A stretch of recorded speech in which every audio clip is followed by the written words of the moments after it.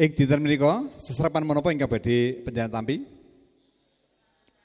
Kapanatacaran babagan panatacara.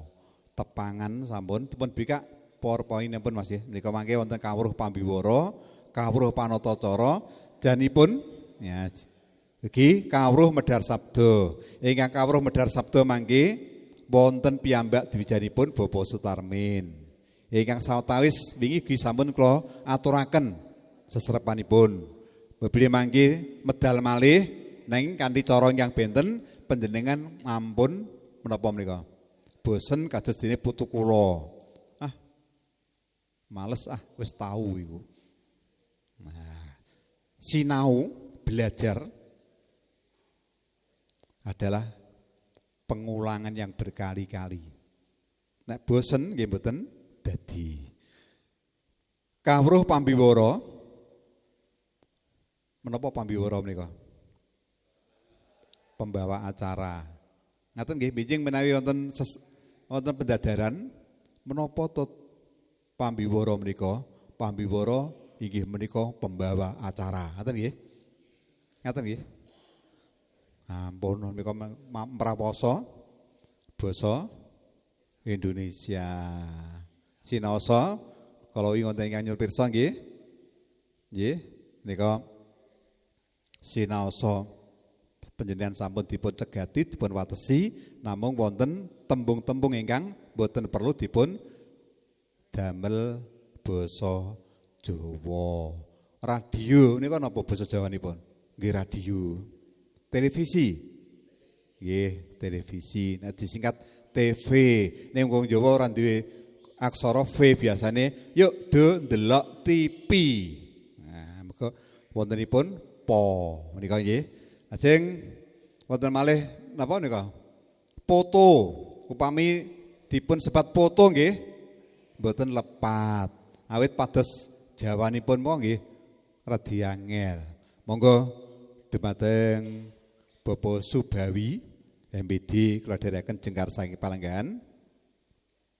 Kagem penget swasana indah kasuwun kersa foto sesarengan kalian penganten sarimbit kersa foto boten lepat nggih nika uger tembungipun sampun dipun pilih ingkang kados ingkang ngasta Mbah Noadi nglenggahi unggah-ungguh udonagari sopan santun ngajeni dumateng sanes. Hari ini foto untuk Pak Bawi, ayah foto kalau mantanipun monggo. Mboten pareng kedah dipun pilihaken tembung-tembung ingkang nglenggahi tata krama. Lajeng kathah sanget nggih tembung-tembung ingkang mboten perlu dipun damel Jawa, ampun dipun peksa. Kipas angin pamenipun. Kipas iku ora ilir. Angin iki maruta. Kula badhe tumbas ilir maruta. Nah, malah ilang ta nika. Nggih. Nika. Nah, bahasa Indonesia sing pripun? Coba wajahnya itu kok kotor. Diusap dengan sapu tangan. Jipuk ke sapu kali tangan nggih ajur. Nggih, sapu tangan nggih kacu menika. Ngaten nggih? Monggo menapa tegesipun pambiwara, menapa leres kados ingkang katuraken ing ajeng kala wau, bilih tegesipun napa menika? Tapi kula tak nyuwun pirsa, kedalipun sampun leres napa? Sinten ingkang kersa maos? Sinten? Mboten wonten? Oh nggih wonten.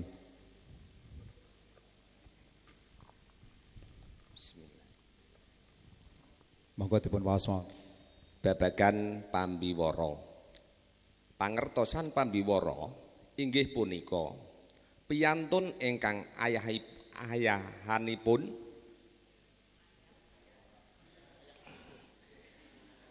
pangertosan pambiwara inggih punika piyantun ingkang ayahanipun mbawarakaken lampahing tata cara. Nggih, sekedap sampun leres nggih maosipun nggih. Kecritut mboten? Kecritut. Kenging menapa? Awit mboten nglenggahi kawruh napa kalapa? Wingi. Napa nika? Wingi napa? Serawan napa? Renggeping wicara. Pramila menawi panjenengan dipun aturi teks catatan kalian WO dipun dadak pasrah tampi monggo ampun kersa menawi dipun kersakaken katen kedah dipun sinau rumiyin. Nah menika buktinipun menawi tanpa dipun sinau. Sinau menika sampun klebet wonten ing ngilmunipun renggeping wicara. Biyawarakaken mana ya biayaan napa-napa niku. Nggih. Inggih menika priyantun ingkang biayaan ngoten nggih. Ngoten nggih. Monggo pun lajengaken. Pangertosan pambiwara inggih punika piyantun ingkang ayahanipun mbiyarakaken lampahing. Sedap. Cek critut monggo. Biyawarakaken. Biyawarakaken lampahing tata cara. Dalam lampahing napa lampahing? Ah, luluing tembung ora lampahing. Nah, mangke panjenengan kula dherekaken ing dinten Setu Pahing. Setu napa niku? Setu Pahing, ampun Pahing. Monggo pun lajengaken. Lampahing tata cara. Lampahing napa lampahing? Oh, ngaten nek Bu Guru mangke dateng siswanipun wis tak warai ping 4 ping 5 aja ora iso nggih mboten pareng nggih kedah sabar monggo lajengaken lampahing tata cara panjenengan Bu Guru nggih Bu panjenengan Bu Guru nggih jewer mawon lele ngaten nggih monggo nggih pangertosan pambiwara ndredeg kula nggih inggih punika piyantun ingkang ayahanipun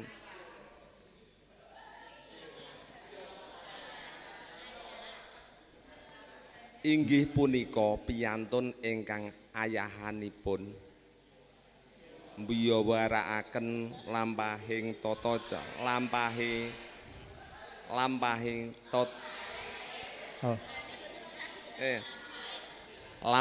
tata cara protokol utawi Master of Ceremony. Ya, MC nggih, lajeng. MC. Pun lajengaken. Jejere. Ampun jenengan. Panjenengan Bu, jenengan mawon. Nah, mboten panjenengan nggih. Pangertosan pambiwara inggih menika piyantun ingkang ayanipun biyawarakaken lampahing tata cara, protokol utawi Master of Ceremony. Lajeng. Kanthi mekaten ayahan baku pambiwara namung nglantaraken murih lumampahing tata cara menapa kemawon satemah jumbuh kalian rancangan ingkang katetepaken. Pripun? Sae napa sae? Wonten kekiranganipun mboten kinten-kinten. Menapa? Rada? Oh, kecepetan. Oh, kecepetan segede, Bu. Jare ndredeg ben ora ndreg pripun? Napas maraga sedot lumantar grana dipun lebetaken madaran sak kathah-kathahipun dipun ambet dipun pedalaken sekedhik ngicalaken ndredeg nika nggih ngaten nggih nika sinaosa menika panjenengan Bu Guru ingkang sampun kulina maos nek didadak jebule mboten sempurna anggenipun nguwaosi, mboten sempurna anggenipun nyepeng nguwaosi. Ingkang monggo pambiwara ugi pamedhar sabda menika kedah saged nyepeng nguwaosi. Sepados tembung ingkang kawijil menika saestu kapireng kanthi renggep. Pirsa nggih? Nah nika nggih. Ampun kulinten ngentengke menapa kemawon ingkang ketinggalipun alit. Jangan menyepelekan hal yang kecil. Karena dari yang kecil itulah menjadikan kita menjadi sempurna. Ya nggih. Kula lajengaken menika nggih. Dados pangertosanipun pambiwara nggih menika piantun ingkang ayahanipun mbiyawarakaken lampahing tata cara. Kula nggih sampun terampil wong kula sinau niku rumiyin. Nggih, sampun kula sinau. Ateges panjenengan kedah pitados percaya menapa-menapa menawi mboten dipun sawegakaken, mboten dipun cawisaken, mboten dipun kuwaosi, ora dikuwasani, jebul menapa menika? Ndredeg. Monggo ndredeg ana carane. Keclithut. Mergo kecepeten. Ngaten nggih? Menika nembe ngadepi priyantun ingkang sekedhik dereng mangke menawi panjenengan maraga wonten pahargyan ingkang rawa. Rawa niku napa? Gedhen. Nek cilikan apa? Jalit ngoten nah. Ya nggih calit nggih saged celimen. Nggih celimen. Nika nggih celimen nika sak perlune cilikan ngoten nggih. Jenengan badhe saking griya sampun percaya diri nggih saptama nggih.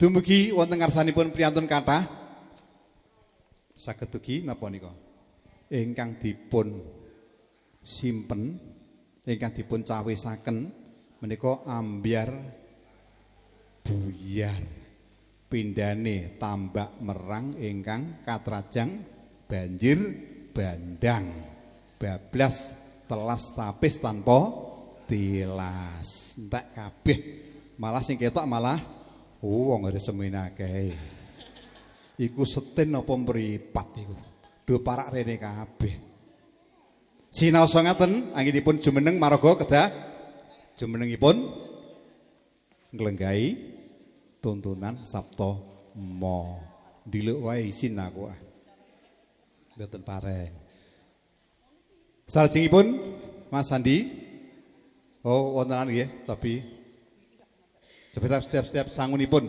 napa nika niki napa niku nah niki lho sangunipun pambiwara menika kathah sanget nggih basa tuwin sastra mboten badhe kula bedah ing wekdal menika wingi sampun Mbah Hadi ngrengga tata cara nggih wonten tuntunan Saptama panjenengan udah ngantos menapa menika ngantos mawat kudune utuh mboten pareng bolos mboten pareng sinambi wah ingkang pasrah nembe ngendika kula tak njlingker sekedap nyuwun sop wah sop kok enak tambah Mbak ingkang pasrah sampun cekap semanten wassalamualaikum warahmatullahi wabarakatuh pambiwarane ilang menika mboten mawat nggih digoleki malah kuwatir nek didukani dalan rupak kuwatir kedisikan srengen dhisik iya ngerti-ngerti aku wetengku ngeleh kok tak sarapan dhisik mboten pareng menika nggih nika bontos ing kawruh tata cara lan upacara sampun dipun paringaken menapa wijang wijiling pangandikan ing renggeping wicara sampun kula aturaken ugi kala dipun cobi nyatanipun wonten ingkang kecritut ngaku mboten jenengan Pak oh nek mboten ngaku karohane guyon nggih Pak nggih menika ngoten kok ngantos jumbul ya Pak ngaten nggih menika wijang wijiling pangandikan supados wijil menika wingi sampun kelanturaken kedal nggih ebahipun piranti ucap tutuk waja grana menika kedah dipun perintah kalian menika napa nalar diperintah oleh otak ampun karepe dhewe nggih nek mboten dipun perintah mangke karepe dhewe maos ngoten nek mboten dipun cawisaken nggih mangke ginakaken wirama wicara padintenan. Monggo ingkang panjenengan caosaken menika kedah wicara pambiwara utawi pamedhar sabda. Lajengaken nggih bijang wijilin sampun bontos ing kawruh tata cara lan upacara. Napa bedanipun tata cara kaliyan upacara? Pirsa nggih? Mboten pareng dipun jawab, ya ngono iku pokoke mudeng aku ya ngono iku. Nggih. Nek tata cara napa? Nggih. Napa nika? Ingkang asring panjenengan sebat rumiyin nika dipun sebat adicara nika. Jadi urut rencaning cara nika dipun tata. Nggih, mangke kedah wonten nggih pasrah tampi sanggan paningset. Carane piye ditata? Engko ngene-ngene. Niku tata cara. Nggih. Lajengaken nggih nika. Nah upacara menapa upacara? Upacara. Nek bahasa Indonesia nggih ngertos upacara nggih tata cara niku wau. Upacara bendera. Nek upacara napa niku? Upacara menika menapa? Oh, upacara niku prakteke tata cara. Prakteke tata cara ingkang kaleksanakaken. Prayogi dipun pilihaken ampun kaleksanakaken nggih napa niki? Kalampahaken, katindakaken. Ampun ngantos pambiwara ngantos ngaten. Kala wau sampun dipun laksanakaken pramila monggo tata cara salajengipun paring wursitawara pitutur luhur ingkang dipun paringaken dening Kyai Badranaya menikalah tiyangipun ana lae bareng mboten pareng nggih. Nggih, dumateng Rama Kyai Badranaya kalodhangan sawetahipun sumangga nuwun kula aturaken. Ngaten nggih. Upacara menika jebul napa pirantinipun? Nggih, upami badhe panggih panganten, tata caranipun mangke panganten putri wonten ing sasana rinengga. Sumusul rawuhipun panganten kakung. Sasampunipun majeng dumugi abenajeng wonten balang gantal. Menika tata caranipun. Lah pirantinipun menapa niku balang gantal menika? Suruh matumurose dipun linting dipun tangsuli wenang awarna seta. Seta napa nggih? Pethak.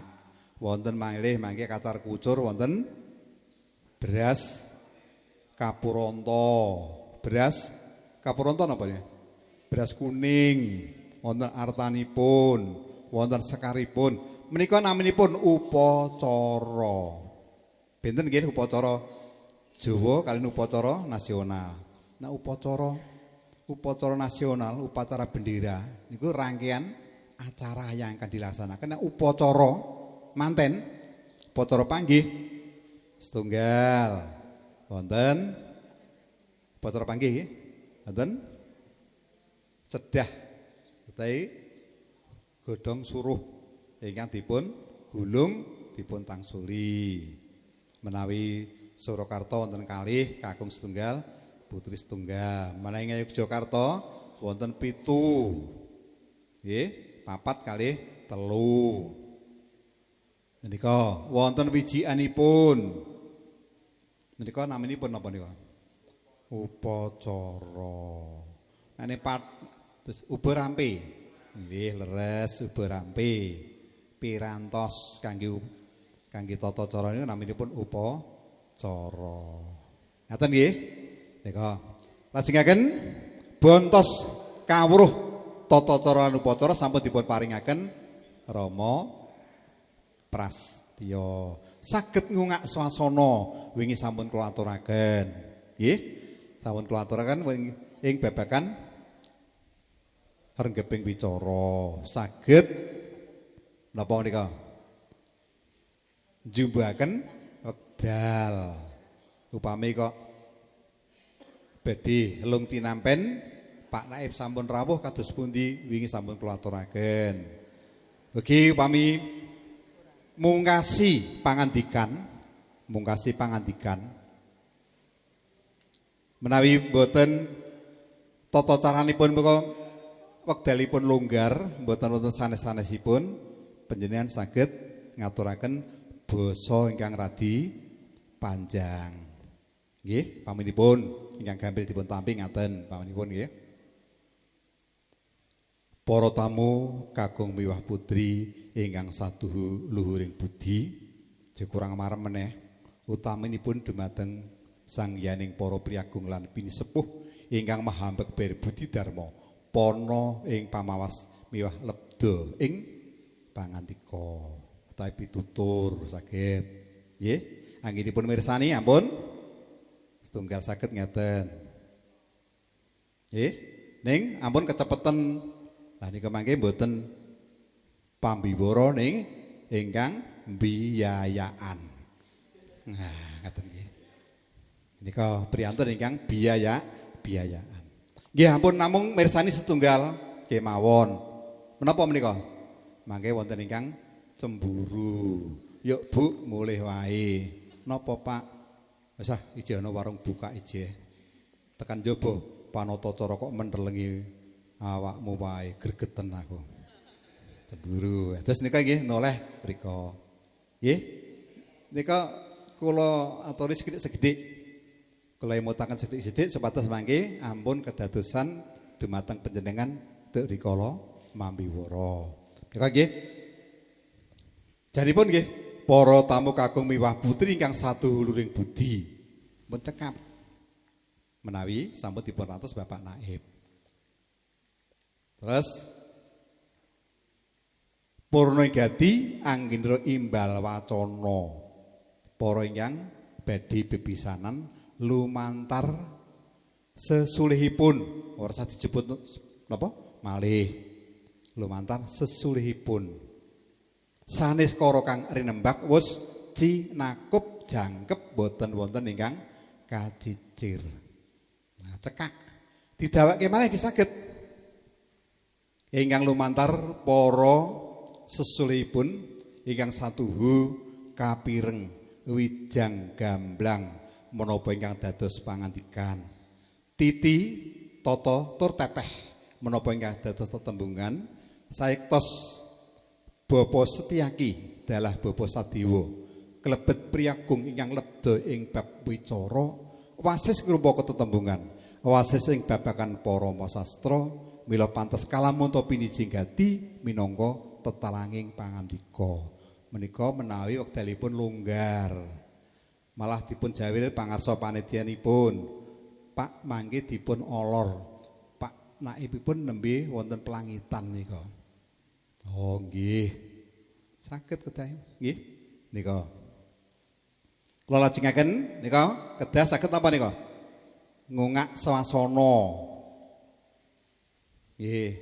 Ugi saged dipun menapa nguak swasana niku saged dipun pahami saderengipun maraga panjenengan menika sampun cek napa nika?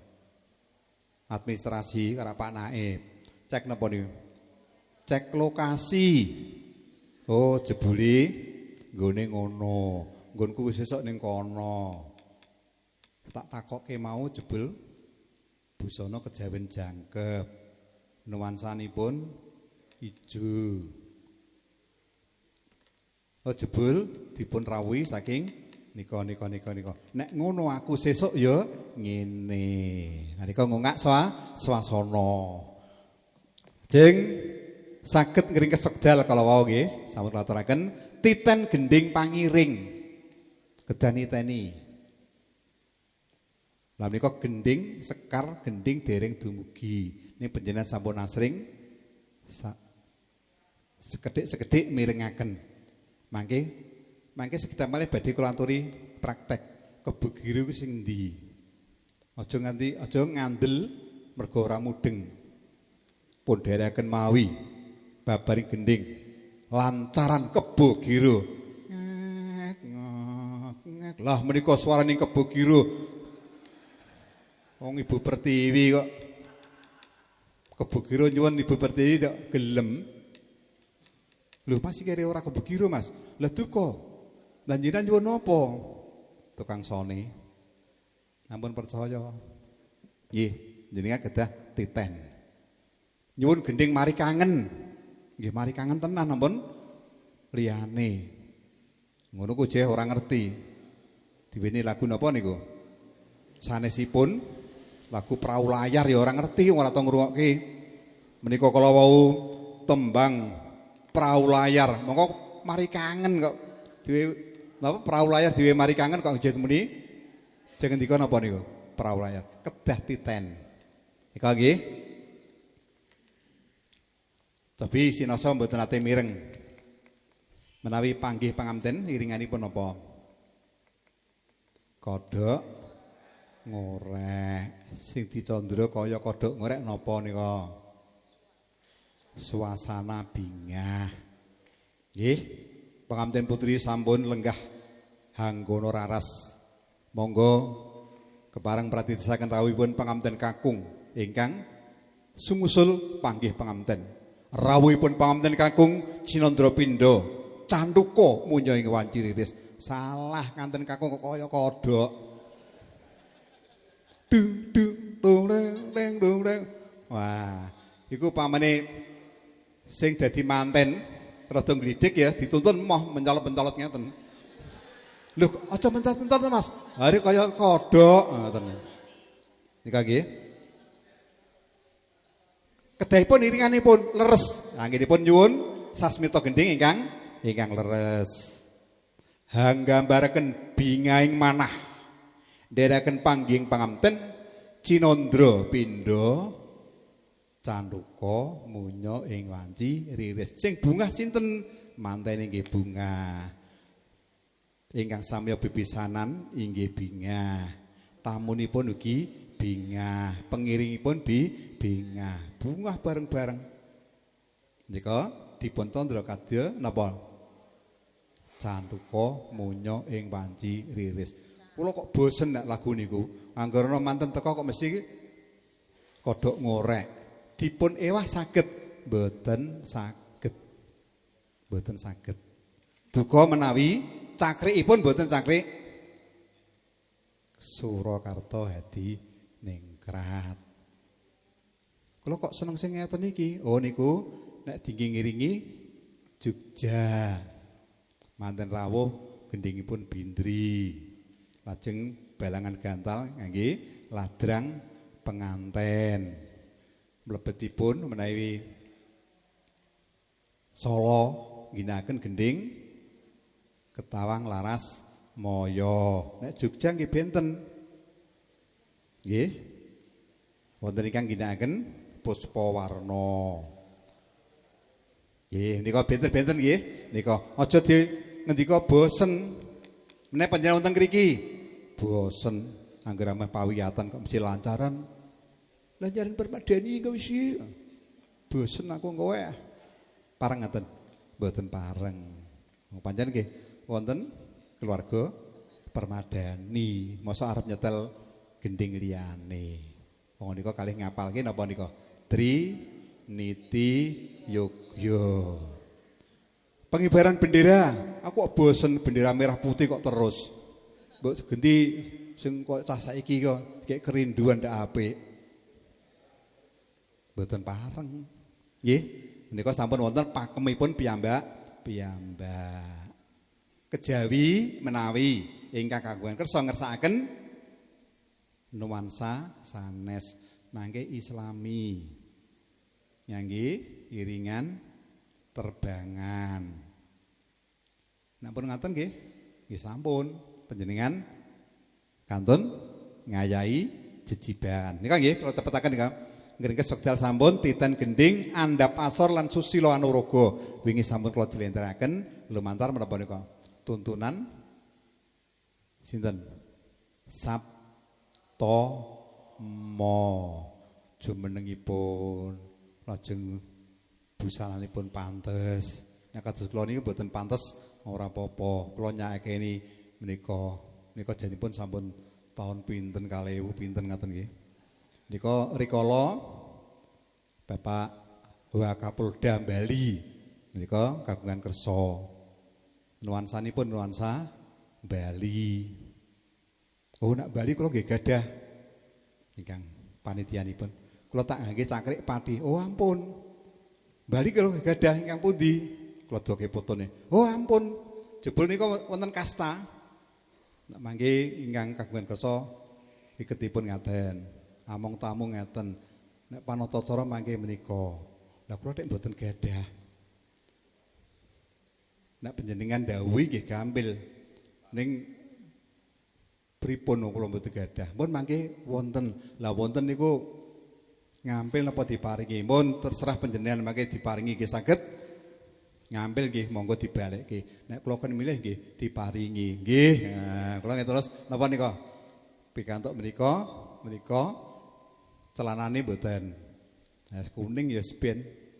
Nek ben nggih diisih napa niki isih nom-nomane kula nggih ngaten nika nggih kathah ingkang ngalembono. Wih, apike mabyor. Rupane nganti kaya ager-ager.